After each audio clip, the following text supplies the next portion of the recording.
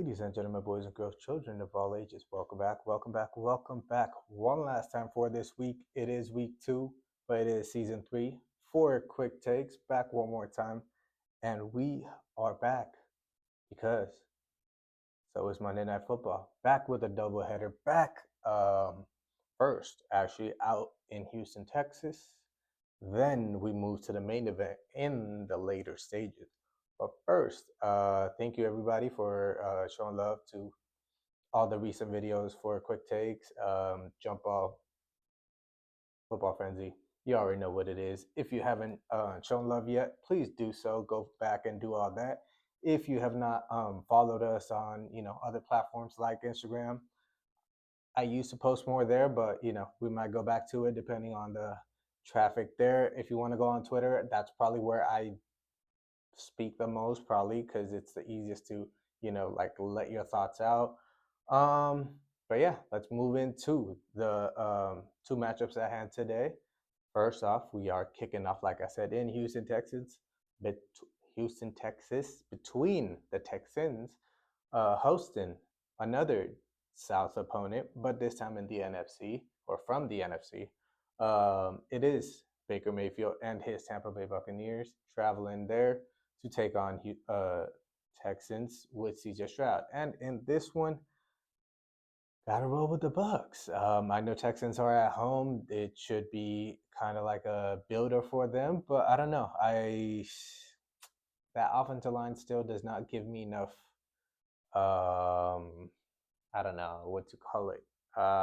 Belief, let's just say. That I will, roll with them going forward. Let's just look at the roster real quick. CJ Stroud, obviously QB1. Nick Chubb's there at RB1. Nico Collins, yes, he's wide receiver 1, but Christian Kirk being out, Tank Dell being out, that hurts them. Even Braxton Berrios being out. Xavier Hutchinson is there. Justin Watson, former Super Bowl champion with the Chiefs, so he has experience. Jada Higgins, hopefully he could do something. Dalton Schultz, there is options around, but let's look at that offensive line. Ariante Urseri, I hope I said your name right, but you unseated Cam Robinson, who was a starter out in Minnesota with Christian Darrisaw. We won't even talk about the Sunday Night Football yesterday. It was so boring. But with him being out, you were the starter out there for Sam Darnold. But this year, you got unseated by Ariante Urseri. Hopefully, I said your name right again. But you're there. Laken Tomlinson, I guess you go back to San Francisco days with your head coach, so it kind of makes sense that you were brought in. Jake Andrews being brought from New England, so Jared Patterson slots in. Ed Ingram from Minnesota, decent get. He hasn't been a Pro Bowler, he hasn't been an All-Pro, but I do think he is a better piece than what they had before. And you have Titus Howard moving back out to right tackle. Decent pieces, but does anybody really move me? No. You had Laramie Tunsil there, and you took that away from him, so that kind of just undermines the line even more.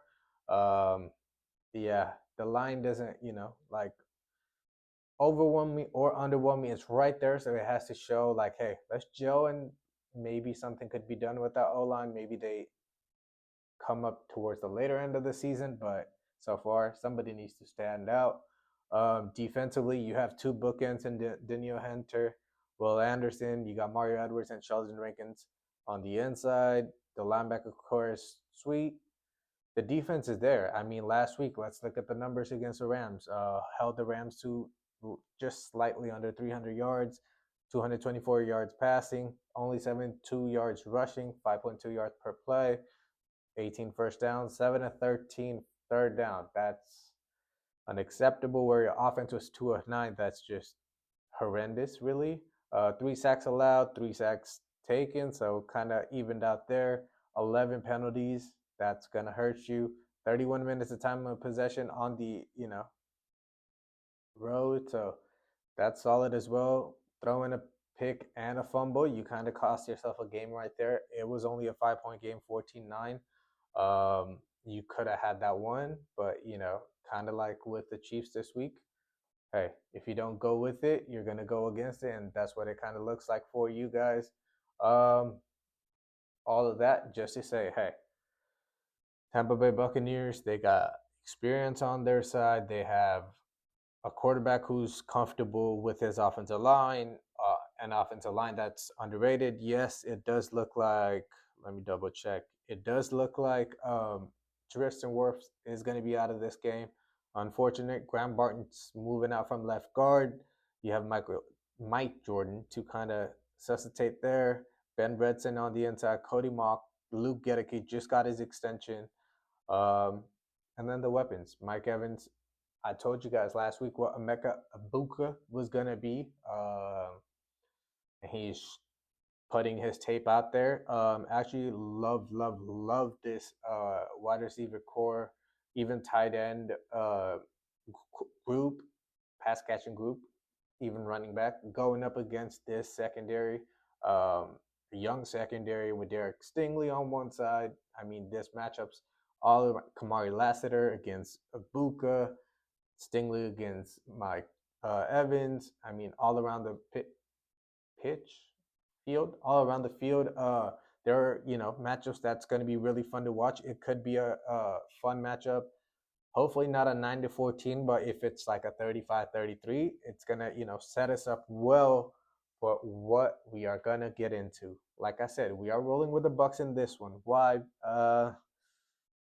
The experience factor, the weapons factor, offensive line, I do trust them more. Defensive, I mean, Kalijah Cansey, Vita Vea, Logan Hall, Yaya Diaby, Servoxia Dennis. I hope I said your name right. Levante David, Hassan Reddick, Deion Jones as a backup linebacker, Jamel Dean, solid Super Bowl champion, Antoine Winfield in the back end, Tyreek Smith. So they have guys on each level. Todd Bowles running that defense. That offense has been solid since he's been there. Definitely since Baker's been there. So got to roll with the Bucs in this one. Now we move on to the main event. Yes, I'm wearing Burberry because it's a party. Because it is a happy 74th birthday to Coach Carroll.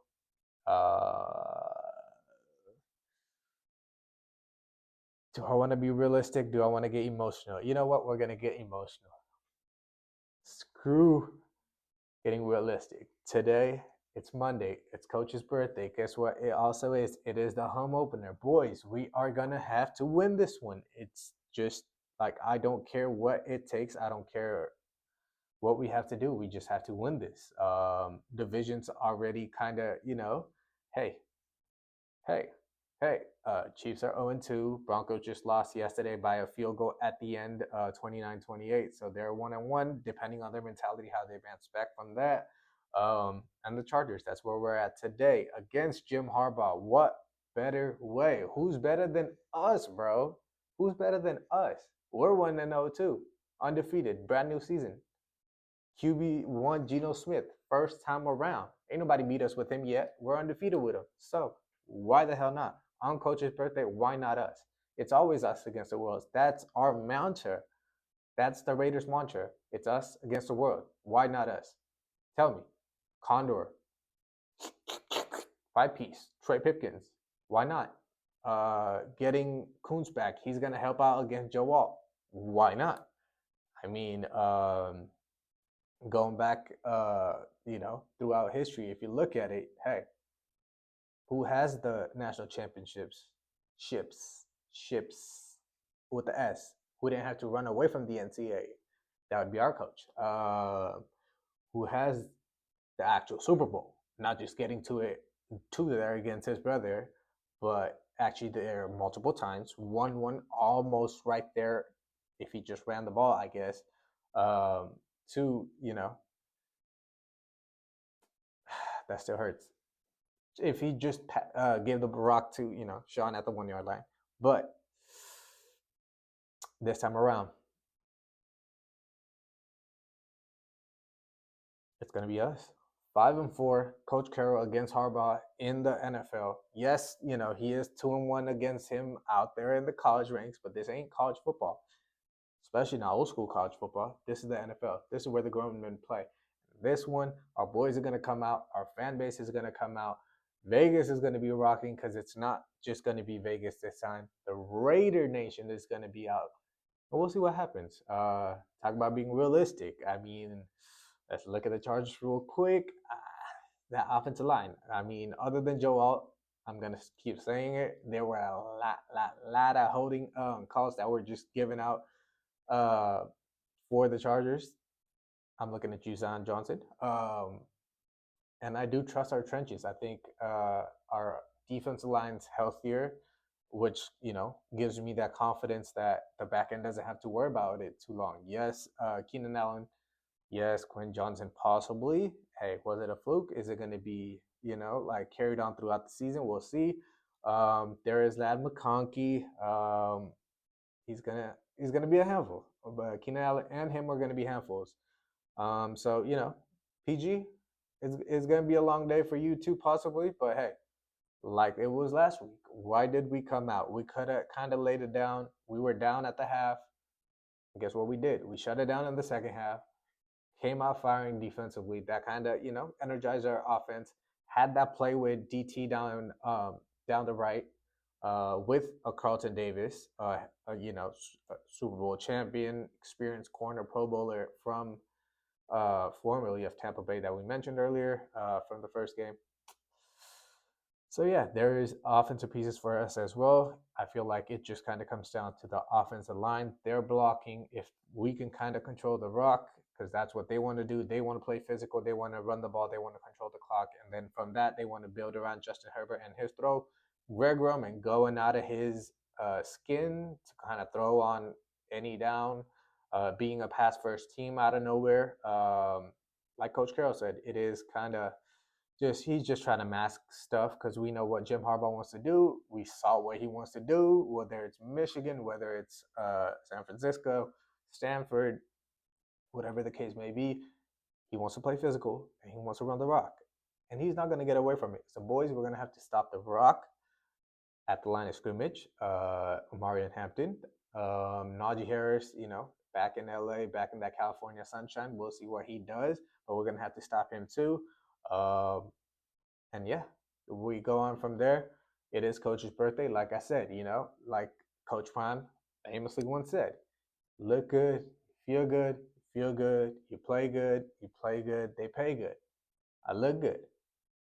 I feel good. If we play good, hopefully our boys get paid good. I'm looking at you, Jacoby Myers. So hopefully Brock Bowers makes it out there. E-Rob, I think he did practice at least once this week, so I'm hoping that he's there. Even if it's in a limited capacity, I think his experience and his leadership will help us out. Outside of that, yes, I am going to be a home run this one. Got to rock out with my Raiders, especially home opener early in the season. We don't know what both of these squads are going to be. What if the Raiders start gaining momentum? Are we going to start getting some love nationally? Maybe. Just maybe. We'll see what happens. Everybody keeps saying it. Good Raiders team is always good for the league. So let's just, before we become great, let's just try to be a good team first. Step by step. Starts with baby steps and starts with getting a win on Coach's birthday against Jim Harbaugh. What's better than that? Nothing. So we'll see what happens. I hope you guys tune into those matchups, especially the main event in the later stages. But before that, go back and watch all of our previous videos. Go like, comment, subscribe, do all that good stuff. Go follow us on all the other platforms, like I said, on Instagram. Go on X, Twitter, whatever you want to call it. And till Thursday, I'm going to see y'all again. It's love.